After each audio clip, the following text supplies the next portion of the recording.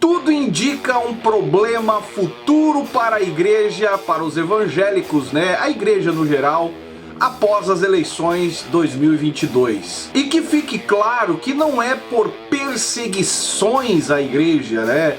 Se o candidato A ou B vai ganhar, não é questão de perseguição, mas pelo impacto que isso causou, né? Que gerou desse envolvimento com os evangélicos, as igrejas, dentro do contexto político brasileiro. E eu não estou me referindo aqui que você, como evangélico, não deve ter, né, um candidato escolhido ou, né, defender um candidato, não tem nada a ver com isso. Cada cidadão, seja ele evangélico, católico ou não, enfim, qualquer cidadão tem o direito de votar, escolher o seu candidato, mas eu estou falando no contexto igreja. É sobre esse assunto que nós vamos falar no vídeo de hoje.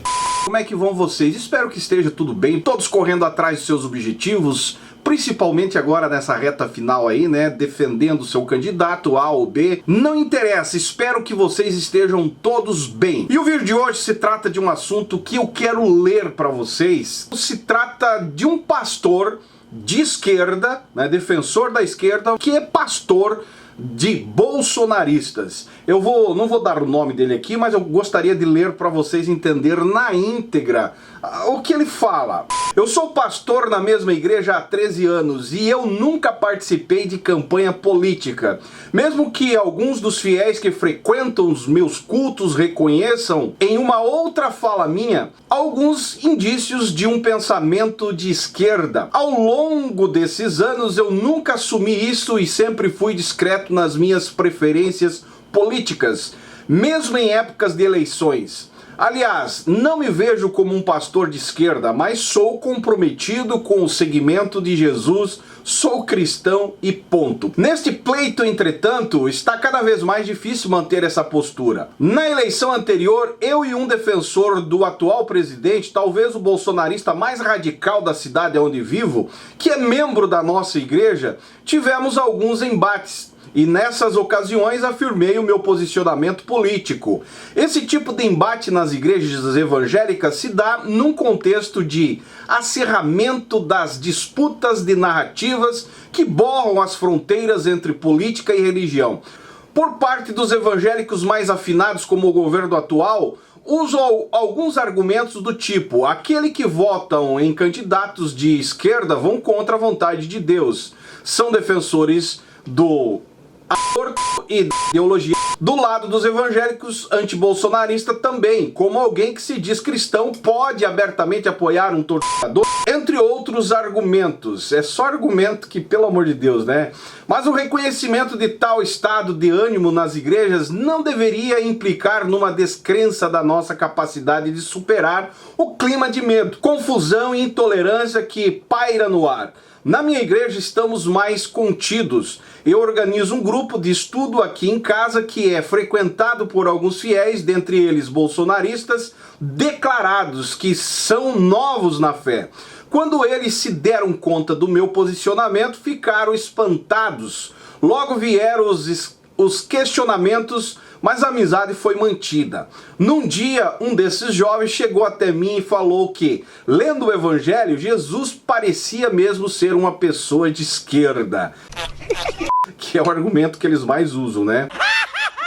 Inclusive é bom você olhar alguns vídeos que eu falo sobre essa ideia que Jesus, a comparação que fazem, né, de Jesus como socialista. Eu gravei vídeos, está aqui no canal a respeito desse assunto.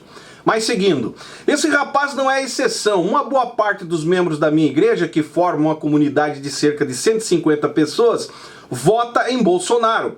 O desafio é grande em muitos sentidos. As fake news, por exemplo, é difícil combater.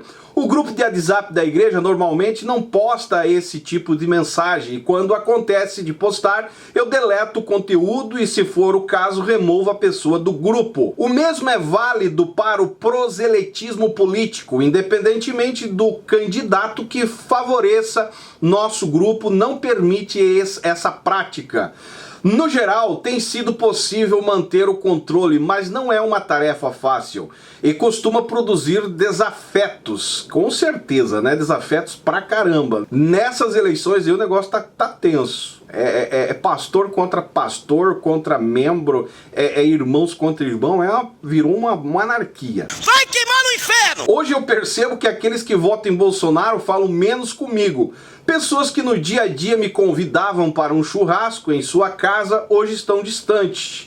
Aqui não tem como eu não fazer um comentário, né? Tipo assim, é socialismo, né? Ele gosta de comer na casa dos irmãos. E os bolsonaristas tesouraram, ficou sem o churrasquinho na casa dos irmãos. Maluco.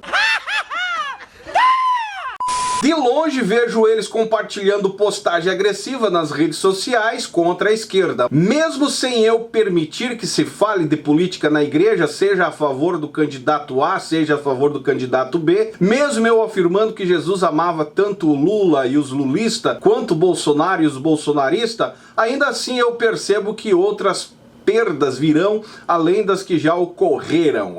Tá complicado, é o que eu estou falando sempre aqui. Após as eleições, maluco, vai dar racha pra caramba. É uma pulação de membro de igreja pra igreja que vocês não têm noção. Amém!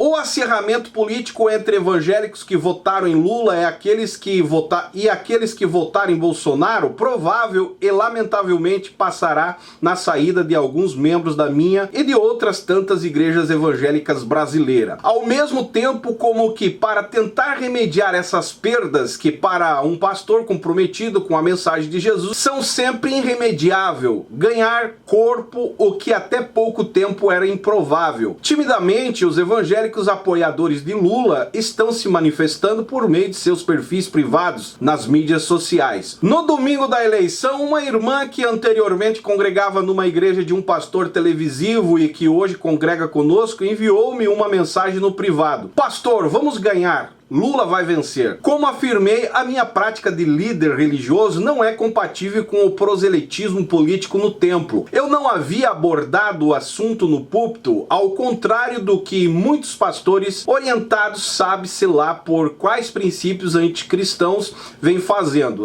Pelo menos ele é coerente, né? Se ele não toca no assunto de política em cima do púlpito, até dou os parabéns pro cara aqui.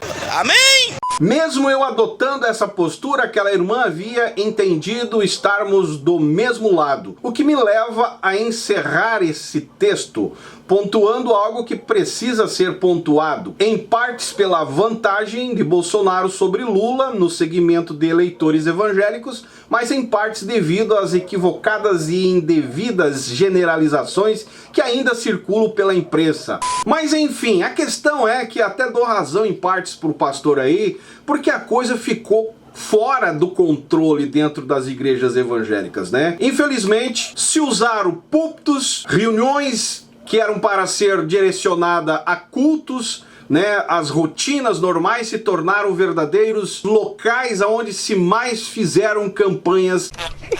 E eu vou dizer algo para vocês aqui, que após essas eleições, após o dia 30 aí, a igreja, no geral, vai com certeza enfrentar um prejuízo muito grande com a sua imagem. Essa campanha política de 2022 aí impactará profundamente o contexto religioso evangélico, até porque trouxeram pautas religiosas e moral para o centro do debate público e forneceram às lideranças das suas principais igrejas uma espécie de figura pública como linha de frente bolsonarista. Para você entender o que eu estou querendo dizer, aproximaram a identidade religiosa à identidade política bolsonarista.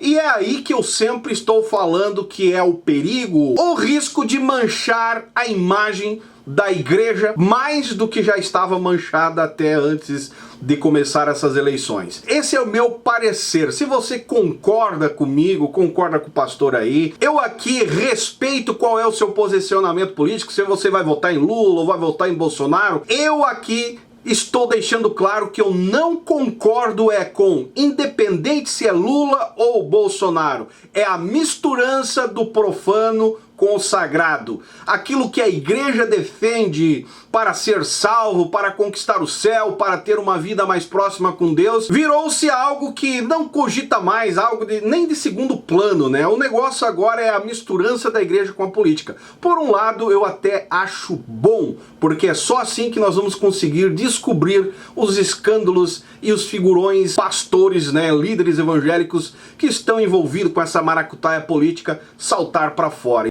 Amém? Então eu particularmente vejo, por um lado, bom, porque assim a gente vai conseguir detectar quem é quem nesse meio, quais são os interesses dessas lideranças e o envolvimento delas com o contexto sujo e imundo da política, e quem são aqueles que também usam o povo, seus fiéis, como moeda de troca para estar no poder político. É uma verdadeira bagunça que só Deus na causa.